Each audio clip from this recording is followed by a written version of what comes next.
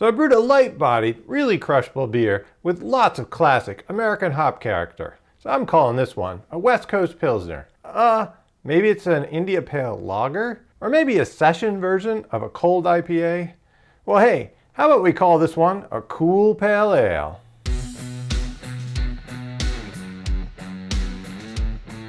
Well, thanks a lot for stopping by Cascades Homebrew. My name is Brent. So the recording, it's just before Christmas time here in the United States.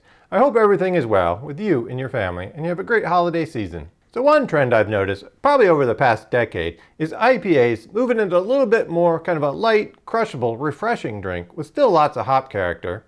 I'm not looking at you, New England IPA. So I'm talking about beers that have less crystal or no crystal, maybe a little bit of character malt, maybe like a Munich or Vienna give a little bit of character, but really with a grain bill that's looking more like a pale lager, like a Pilsner. So one recent trend that I've read a lot about, I don't know if it's a fad or not, is a cold IPA.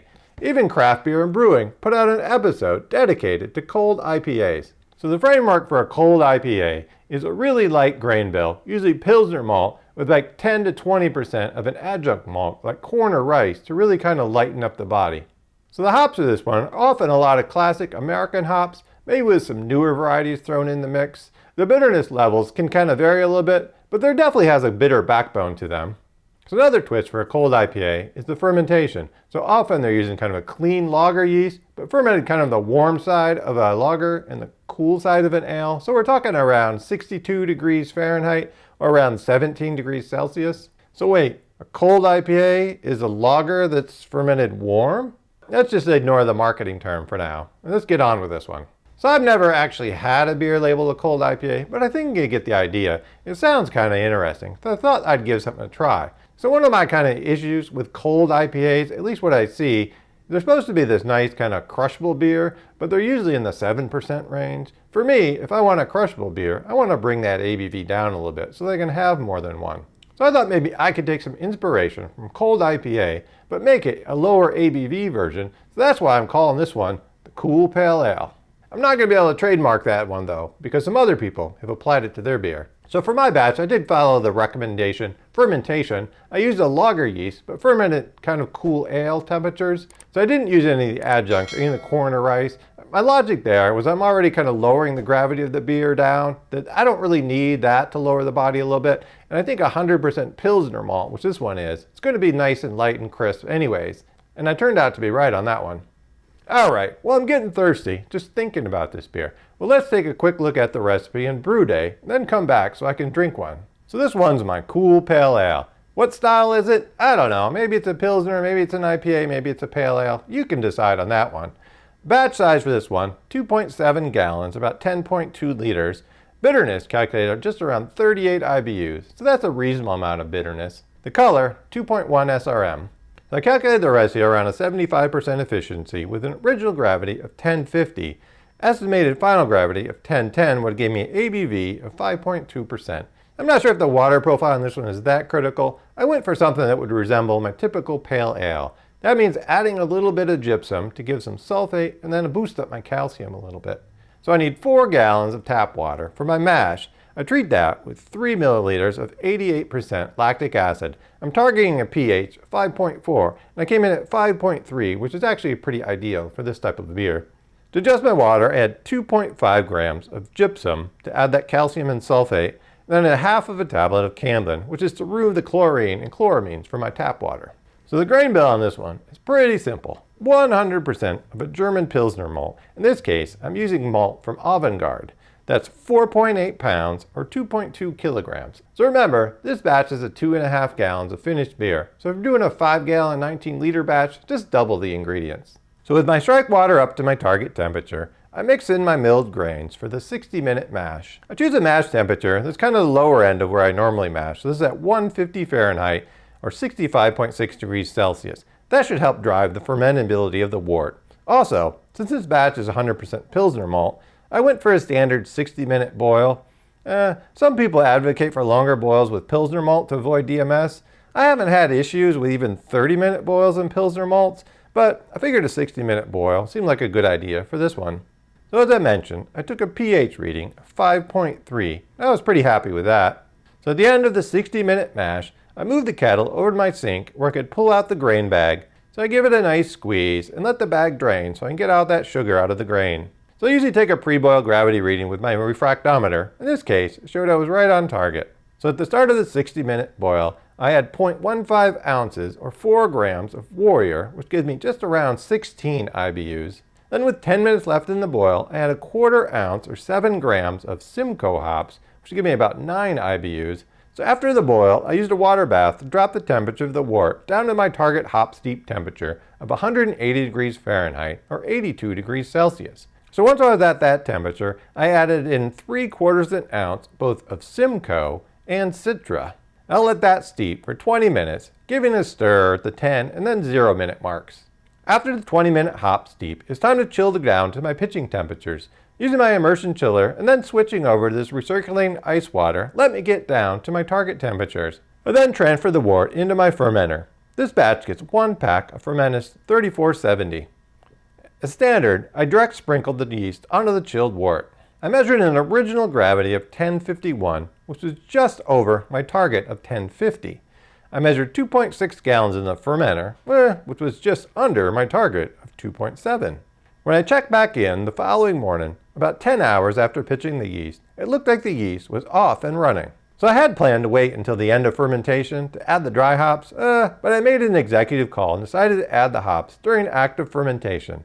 So basically, on day 2, I added 3/4 ounce, again, of Simcoe and Citra as a dry hop. So this is my first time using this hop sack. It's made specifically for the Fermonster fermenter. I think I like how it worked. So I won't go into too much detail here, but I decided to use the CO2 produced during fermentation to purge the air out of the receiving keg. I've done this before once or twice with good results. It's a technique I want to play with more in the future. So some of the benefits: you don't have to use a tank of CO2 to purge out the keg, and then when you get to packaging, you've got a nice purged and clean keg ready to go. So as I mentioned, the fermentation on this one was kind of that cool ale type temperature. So we started at 62 degrees Fahrenheit or 17 degrees Celsius. And then around day 4, I boosted that up to 66 degrees Fahrenheit or 17 degrees Celsius. Day 13, I went ahead and cold crashed the beer. And then on day 15, 2 days later, I kegged it. So looking at the key stats on this one, my efficiency and original gravity were almost right on target, 74% and 1051. The attenuation came in at 84, which is a little higher than predicted. I haven't really used 3470 much, so I'm not quite sure what to expect, especially when it's fermented warm. So the final gravity came in at 10008. So just that 1 point higher original gravity, 2 points lower final gravity, meant my ABV was half a point higher. So at 5.7, where I was targeting 5.2, 5.7, it's okay with me. So I had a beer exchange with some friends. I thought the cold pale ale would be a good one to exchange. I kind of kicked the keg before I filled all the bottles, and I set one aside for myself. So this is the last bottle.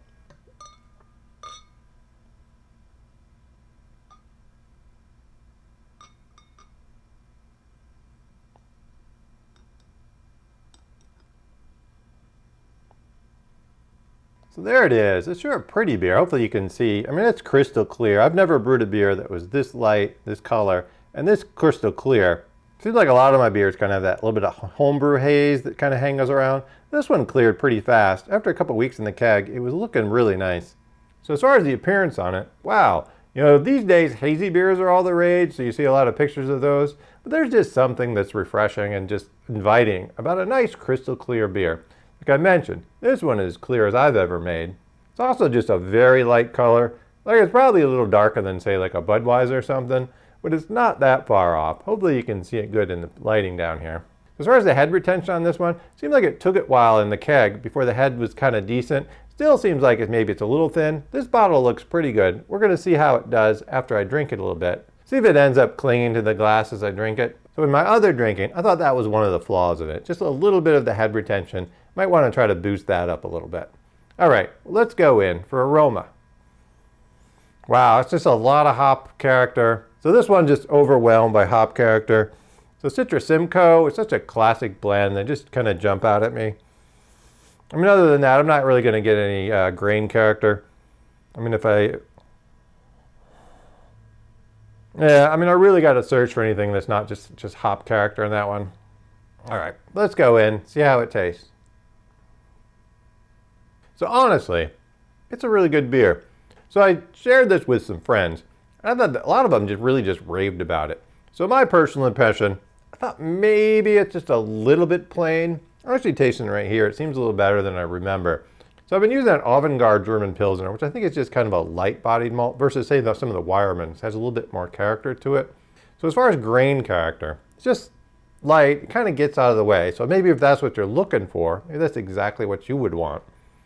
The hop character, again, Citra and Simcoe. It takes me back to those days when it seems like that's what all the IPAs were. They were Citra and Simcoe. So the bitterness on it is definitely, it's appropriate. It's probably exactly where I would want it to be. It's there. I mean, I like reasonably bitter beers. And I think with the light body, you don't want to go too bitter because I think maybe it can be out of balance. But this one definitely jumps out to you. Like, it's an American beer with an American level of bitterness to it. So the mouthfeel on it, I mean, it's definitely a light. I mean, I think that's one of the upper goals of this.